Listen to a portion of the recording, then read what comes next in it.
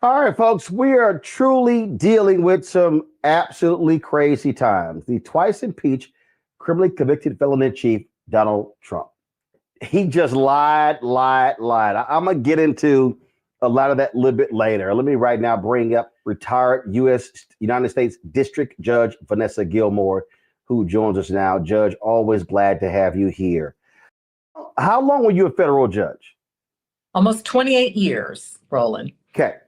As somebody who was sworn to uphold and protect the Constitution, either take an oath, you were a part of the one of the three branches of government as executive, legislative, and judicial. What do you say when you hear a vice president of the United States, an individual who occupies the Oval Office, because I don't call him president, when you hear Elon Musk and Republicans in the House and Senate literally support them ignoring a judicial ruling? Is this insane? Roland, thank you so much for having this really important conversation. You know, our democracy is like a three-legged stool. The three branches of government, the legislative, the executive, and judicial, are like a three-legged stool. And if one or two of those legs are non-functioning, the entire thing collapses.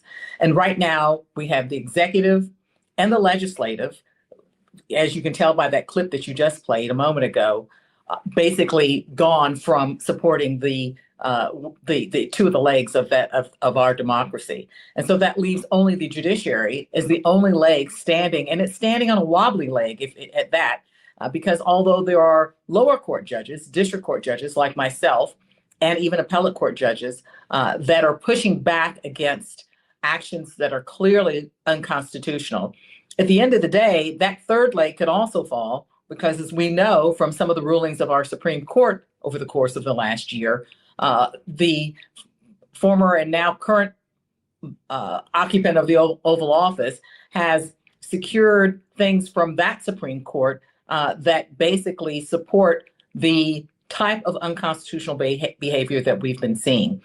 They have essentially held that he cannot be held liable for any criminal activity, and that it is executive power to do so. I mean, what happens when a judge issues an order and that order is ignored? There are only a couple of remedies.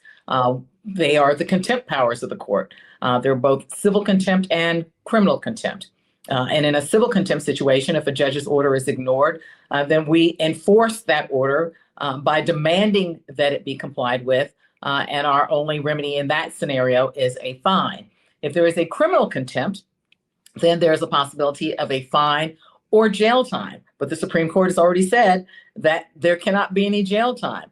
And even if somebody wanted to go down that path, who enforces the judge's criminal contempt proceedings? Well, it's a two-part step.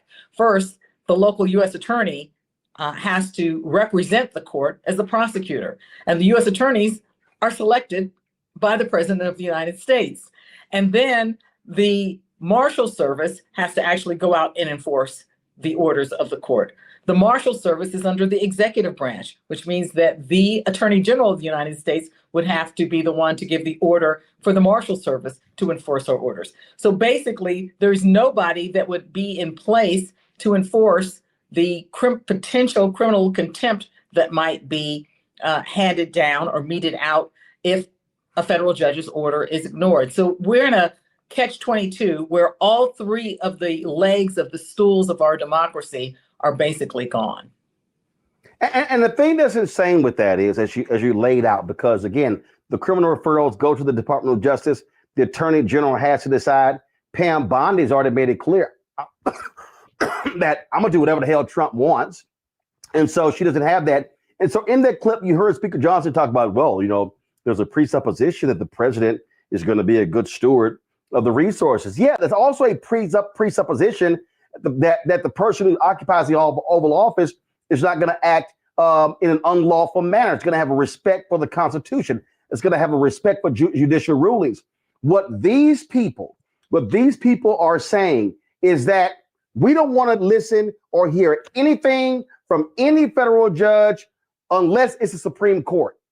And that simply is not the system, because last I checked, there were a number of federal judges who ruled against President Joe Biden, and Republicans glorified that. They had no problem when federal district judges issued such rulings in the last 4 years.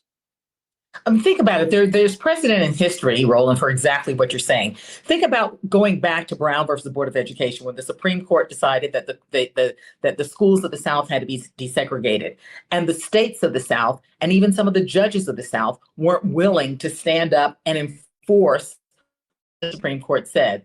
Robert Kennedy was Attorney General then, and he sent U.S. troops, the National Guard, to support James Meredith to help him get into the University of Mississippi. That shows that leadership has to come from the top. And the leadership at the top is the one that enforces the orders of the president and the orders of the courts. And we have an unprecedented situation here where we have leadership at the top that is not following orders of the federal judges, that is not following orders of the Supreme Court, and we have a Supreme Court, unfortunately, that is giving cover to essentially unconstitutional and illegal actions.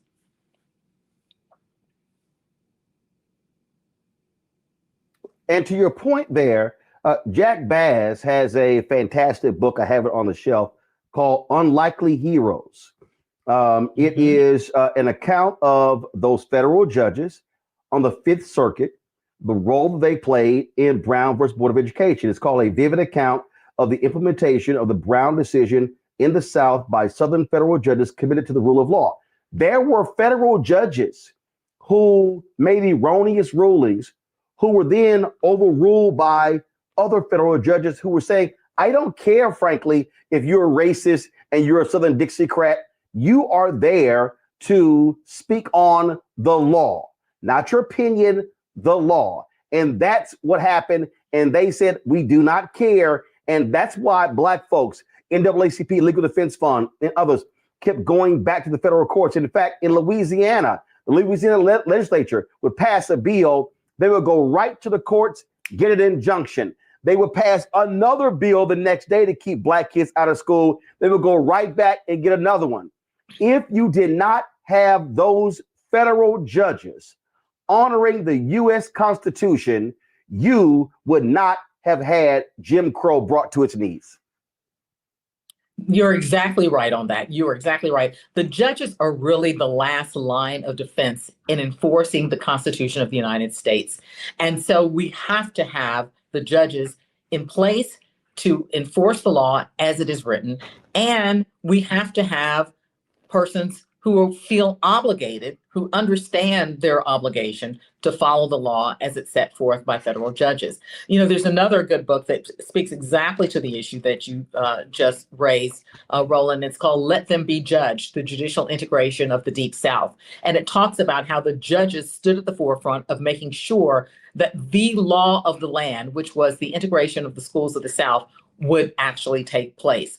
And there were 4 judges on the Fifth Circuit at that time who really decided that they were going to make sure that the mandate of the Supreme Court to integrate the schools of the South was going to actually be carried out. If it was not for the bravery and the courage of those 4 federal judges, we would not have been able to achieve the mandate that was dictated by the Supreme Court in Brown versus the Board of Education. We're at a very different time now, though, where the Supreme Court has actually basically said that the person that should be upholding the Constitution is going to be exempt and exonerated from any attempt to make him follow the Constitution of the United States. So we're at a point now where we don't have any of the legs of government to support what needs to happen to support our constitutional democracy. And that is a very, very dangerous place for us to be in. Some people have said that we are facing a constitutional crisis. Others are like, oh, no, that's too early. We're not there yet. I disagree. I believe when you have the executive branch backed by their party in the legislative branch, as you already said, when they control the law enforcement apparatus, that is the U.S. Marshals, they control the FBI, they control the DOJ. When they are operating in concert, I dare say this is a constitutional crisis. There are no checks and balances right now. The legislature should check the executive branch. The judicial branch should check the executive branch. Right now, we have the legislature, the legislative branch, Congress, basically acquiescing because it's controlled by the Republican Party, acquiescing to anything that the executive branch says. And the executive branch, that includes the Attorney General of the United States, is not willing to do anything to stand up to constitutionally improper conduct. And then the judicial branch is kind of standing there hobbling on that one leg, trying to be the force that keeps the stool standing up. But right now, I don't think that it's an overstatement to say that we are in a constitutional crisis. Obviously, I don't want you to reveal private conversations, but I'm quite sure you judges are like the rest of us. Y'all have group chats and things along those lines, and constitutional law professors. What are you hearing from your fellow judges, whether they are current or retired and law professors? I mean, are people are they expressing real concern with what they've witnessed in barely the first month of this administration? Well, you're right, Roland. Judges are just like everybody else. We gossip, we get together, we chit and we chat. But we have had many conversations about what is going on offline, and I would not say anybody that I've spoken to about this issue, but there have been several of my former colleagues, and they fluctuate between being terrified and being completely perturbed and mad and angry at what is going on with respect to a failure to recognize the sanctity of the orders of federal judges. Many of them are just completely furious about the blatant disregard for the rule of law as it is being handed down by various federal judges in orders in cases that are pending across the United States. I don't know that there has been any consensus on what can be done other than everybody is just saying that they're just going to keep doing their job, keep fulfilling their oath to uphold the Constitution and laws of the United States, because that is the oath that we took, that judges take, and that is all that they can do. Try to fulfill their oath to follow the Constitution and laws of the United States, but trust and believe it is a big source of discussion among federal judges right now. And I am sure that discussion is not just democratically appointed federal judges, it's also federal judges appointed by Republicans. Absolutely. Absolutely. It's across the board. People are either terrified or furious, and just frankly appalled that judges that are following the law can have their orders, their constitutionally correct orders, ignored in the way that it is. And for the legislative branch to support the ignoring of federal judicial orders is really just a slap in the face to both that entire branch of government and frankly to the American people. All right, retired federal judge Vanessa Gilmore, I certainly appreciate you joining us on the show. Thank you.